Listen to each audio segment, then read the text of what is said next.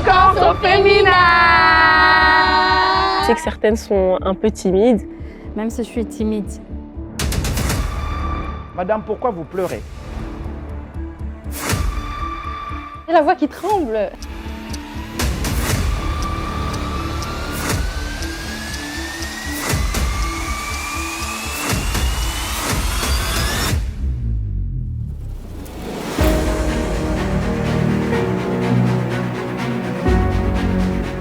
On vient d'arriver à Kinshasa, on est super contente. On vient de la province du Haut-Katanga.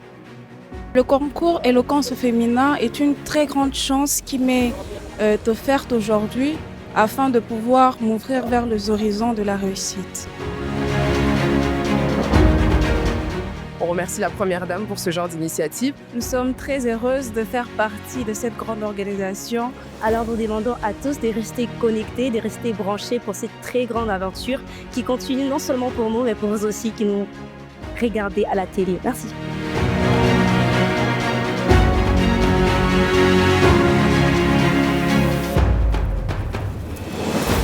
Mesdames, Éloquence 360, c'est une responsabilité. Nous n'avons pas pour but que de vous former. Nous avons aussi pour but de vous bâtir. Au-delà des mots, faire de vous des femmes responsables pour notre société.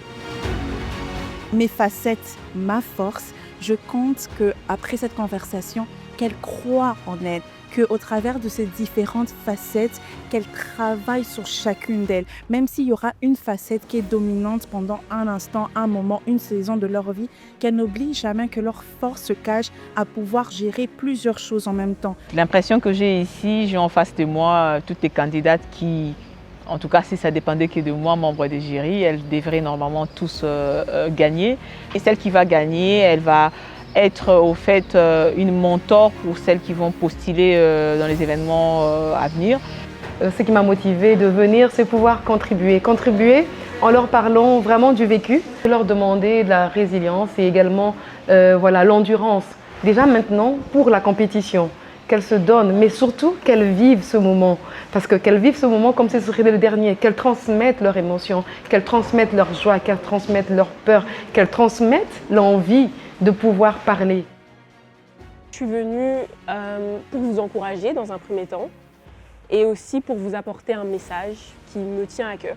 Ne vous sentez jamais moins légitime que moi parce que j'ai un nom. Vous savez, on regarde la légitimité à quoi? À l'engagement que vous prenez, à la constance et à la cohérence que vous avez dans vos actions, dans le combat que vous menez. Un nom, c'est vrai, ça ouvre des portes. Bien sûr, on ne va pas cracher dessus. Mais aujourd'hui, chacun de nous sur cette terre a une destinée à accomplir qui est propre à soi-même. Donc le nom peut t'emmener à une certaine dimension, mais ton chemin, c'est toi qui l'écris. Ton histoire, c'est toi qui la crée.